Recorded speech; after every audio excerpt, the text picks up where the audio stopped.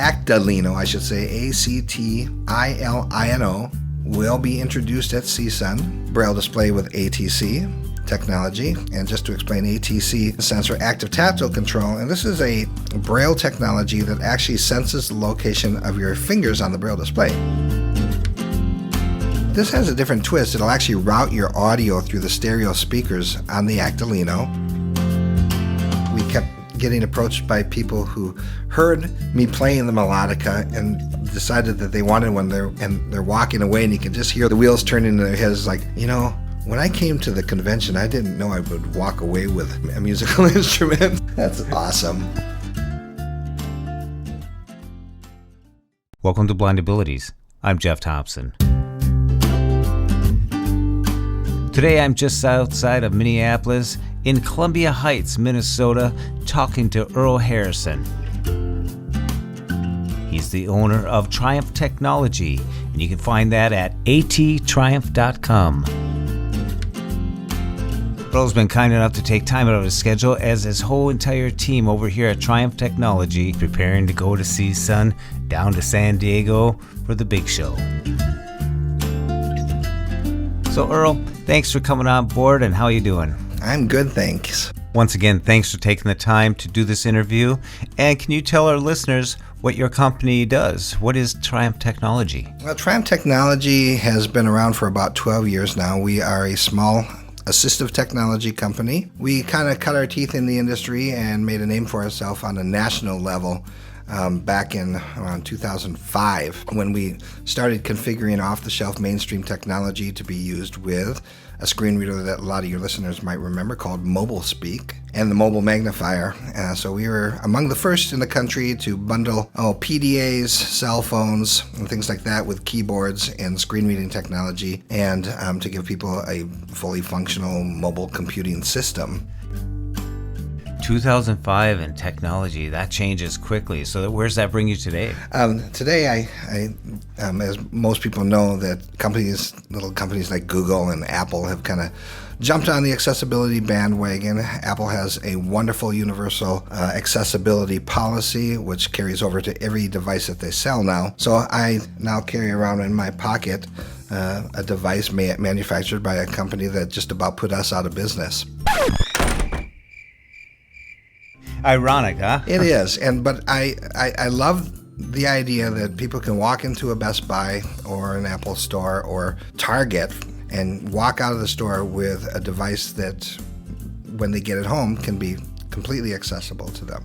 With that said, over the 12 years almost that we've been in business, we've had several, shall we say, periods of reinvention. We saw the writing was on the wall for the mobile accessibility market with Apple iOS and the Macintosh platform. We did a lot of adjustments, and we've decided, so what is Apple probably not going to get involved with that we can still do? Well, my wife, Kelly, has been working with us as a trainer. She's the director of training. In fact, she's in the session. You probably hear in the background a little bit in the other room. So she's running what I would consider to be a thriving training program. We do training not just here for State Services for the Blind, but we also work very closely with the ICANN Connects project, which is the FCC-funded project for people who are deaf-blind. It's the Deaf-Blind Equipment Distribution Program funded by the FCC. So she does a lot of that. We've kind of jumped on the low vision bandwagon, and we have a low vision specialist by the name of Stacy, and we represent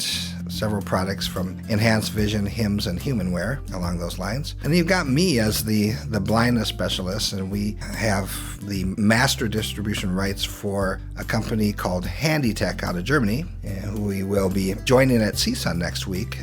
If any of you are going to be out there at CSUN next week, we'll be at booth 515 showing the new Actilino, which is a cross between what some people might remember as the Braille Eno and the Active Braille. So it's going to be a 16-cell Braille display with Active Tactile Control. We'll kind of circle around and revisit that. In addition to being the master distributor for HandyTech, we also represent several companies on a regional level where blindness is concerned. HIMS, Humanware, and just recently we'll be taking on the Orcam product as well. So how do people get a hold of Triumph Technology? We advertise on the radio, and we decided with our radio advertisement it was best that people just go to the website, because when you go to the website, boom, right there at the top of the page is all of our contact information. And that website is attriumph.com. Of course, the AT stands for Assistive Technology, and Triumph is triumph.com. So we've got attriumph.com is the website. And I can leave my phone number here as well. That's 651-636-5184. Earle, you mentioned a new refreshable Braille Notetaker, the Actilino. Not 14 cells, we're talking 16 cells. That's right. You get 2 extra cells free. Absolutely free. We are really excited about this product that we haven't even seen yet. Ziggy Kipke is the owner of HandyTech in Germany, and this has been a project that has been underway for a long time. First of all, the first active tactile control device, and I'll explain what active tactile control is, or ATC, is in a minute. That first product came out in a modular evolution in a 64 and an 88 cell version. So they're desktop Braille displays, and just like the creme de la creme of Braille displays. I mean, beautiful mechanical keyboards and wonderful ergonomic cells. It's just everything about this thing screams luxury, as well as the price. But people bought them because got a lot of people working in customer service, a lot of people working as computer programmers and things like that that could make a justification for those. A couple of years later, we came up with Ziggy and Company came up with the Active Braille, which was the first portable Braille display with ATC technology. And just to explain, ATC again stands for Active Tactile Control, and this is a Braille technology that actually senses the location of your fingers on the Braille display. And with that information, the information that you can gather, that the computer can gather from the Braille display, we can collect data, very specific, measurable, quantitative data with respect to very specific reading behaviors. How many words a minute is a person reading? How many characters? How many words did they not even bother to read, because you can tell that they didn't even touch the display at that point. And a lot of information that's just, it's a statistician's dream come true. So that's wonderful for Braille instruction, but from a practical, more pragmatic perspective, like for somebody who's a proficient Braille reader, the thing that I love about it is I can read a book from beginning to end without ever having to press a button, because it doesn't matter if the Braille line is 5 characters long or 40 characters long. It automatically advances when you reach the end of the text. It just automatically goes on to the next text. Some people say, well, why do I need that? And I can give you some examples of people who have purchased this product, and one Braille proofreader says that you'll have to pry this thing out of my cold, dead hands because I ain't giving it up. Loves it. And this is also somebody who is out of work on a repetitive stress injury related disability, who returned to work with an active Braille and has not been off of work again in the last couple of years that she's had this particular product, because she doesn't have to push buttons thousands of times a day. So basically, you're moving along, you might come to an end of a paragraph, a couple of words left, and you just keep on going. It just continuously flows. Yeah, exactly. And there's a little bit of technique to it. Once you understand, the light bulb goes off, you realize that the highest area of pressure that you're applying is probably going to be your reading finger. If you're a reader, and there's so many different types of Braille readers, if you're reading with 2 hands and you're using your right hand to lead and your left hand to actually read, what a lot of people do, if you're applying more pressure with your right hand than you are the left hand, then it's going to advance automatically when your right hand reaches the end, if that makes sense. So the technique is to really identify what finger is applying the most pressure and making sure that one gets to the end of the line. So does it actually monitor how someone reads Braille? Yeah, it really does. There are 4 very specific reading behaviors. There's backwards reading, there's stop reading, there's what they call normal reading, and there's fast reading. And you can actually assign different behaviors to those, or I should say different, they call them assistant functions for different reading behaviors. It's really complex. Usually I go and I turn everything off except for the ability to automatically advance at the end of the line. You can do things like have it notify you when a format attribute has changed, for example. If you're like me, you turn on bold and you forget to turn it off, and all of a sudden you get these messages saying, hey, why were you yelling at me in that email message? it's a wonderful thing because you can set a subtle beep tone that goes on. It beeps when you come into the bold text, and it beeps again when you leave the bold text. And it's just enough of a cutie for you to know that you've done the formatting that you'd intended to do. So those are just a couple applications. Really what the ATC does is it looks at things like directionality, the amount of pressure, as I mentioned before, and duration, how long you hover over a particular letter and things like that. So since the Active Braille, getting back to this, so we've got the modular evolution so far, the Active Braille. The next one out of the chute was the Active Star, and which was a QWERTY keyboard version of the Active Braille, but this one stepped it up a notch with the Music Braille application. The Active Braille also has Music Braille, but it's just this little cheesy tone generator that it comes with, and that's wonderful for this, learning intervals and things like that, and because you can actually type the musical notes and have it played back. But the Active Star included a 16-voice polyphonic synthesizer, so you could actually have real musical instrument sounds fire as you're dragging your finger across the Braille display reading the Braille music notes. Really? Yeah, it's pretty crazy. So now not only do you have to, you're not only blind, but you're a Braille reader and you're also a musician. So how's that for carving out a niche? That's just one function of the Active Star. Really, if you're a Braille reader at all, these products are fantastic.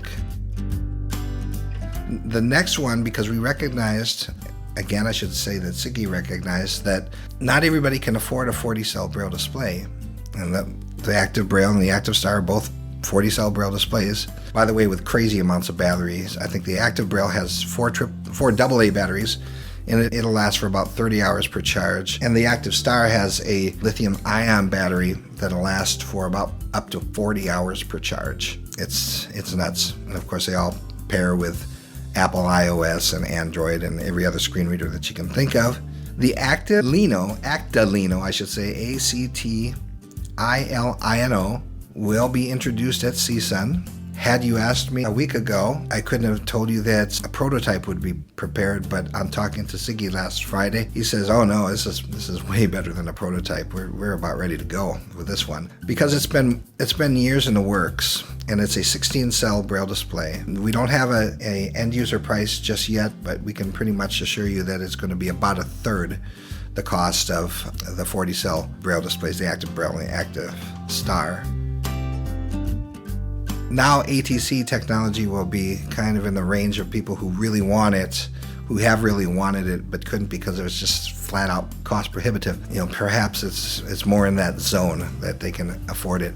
And with 16 cells, think about it, it actually makes more sense because with 16 cells, if you were reading a book from cover to cover and having to press buttons after every line, it'd be that much more pushing of buttons. So with Actilino, reading a book from cover to cover just means reading across 16 cells and having it automatically advance without the need to push any buttons. So it has the Active Tactile Control. What else does the Actilino have? So the Actilino, and we're going to have two, as I understand it, hopefully one or two more at CSUN for people to look at. And what it is again, it's a 16-cell Braille display with very quiet keyboard. It is a full functioning note-taking device, so it's got some very basic note-taking functions, calculator, clock, that kind of thing. And of course it also connects with all your favorite screen readers. But this has a different twist. It'll actually route your audio through the stereo speakers on the Actilino. And if you don't want them to go through the broadcast to the world around you, you can plug in headphones into the Actilino. So your computer, for example, could be in the next room and you could be using your Actilino on your lap. The Actilino, it's less than a pound, so it's going to be real attractive for people who want to be able to just throw it into a backpack, into a purse, and go, and have a fully functional note taker that connects with anything else you can think of. So the attendees can come find the Actilino at the Triumph Technology booth. We exhibit together as Triumph Technology Handy Tech, and the booth number is 515. So Siggy is going to bring the Actilino with him, and we'll have literature there both in Braille and print. We're really excited because we saw the prototype last year. I mean, it wasn't even a prototype, it was just a scale model of it and all the ideas around it, and it was just a thought. Exactly, it was a concept, but now it's a reality. So. Earle, at the last convention I was at, I was about 4 booths down from me, and I kept hearing this music coming from the down, 4 booths down, and it wasn't just music, it was an instrument, and I was thinking, what is that? And it kept getting my attention. I kept cocking my head just a little bit like a dog in front of a Victrola, and so I made my way down there, and here it was, the melodica. The melodica. Actually, we just, for the first time last year at the National ACB Convention, decided to sell melodicas, which for those of you who aren't familiar with that, is basically a keyboard that you blow into. And it can be a very expressive instrument. And the ones that we got were from Suzuki. It's a 3-octave instrument. In a past life was a professional musician, so I get into this kind of stuff. But, so every once in a while I would just pick it up and start playing, and that would draw people over. And then we bought a bunch of these things, and it took them a long time to deliver. I mean, they were made in Japan, and it took like 6 weeks for them to deliver it. After the first day of the convention, I said, oh my gosh, I'm going to have like 30 of these melodicas at the end of the week, aren't I? Because that's all we ordered, were 30. But we kept getting approached by people who heard me playing the melodica and decided that they wanted one there, and they're walking away, and you can just hear the wheels turning in their heads like, when I came to the convention, I didn't know I would walk away with a musical instrument. That's awesome. It's always great to talk to Earle Harrison of Triumph Technology, and you can find him on the web at www.atttriumph.com. That's ATTRIUMPH.com. Thank you so much for listening. We hope you enjoyed, and we'll see you on the next cast.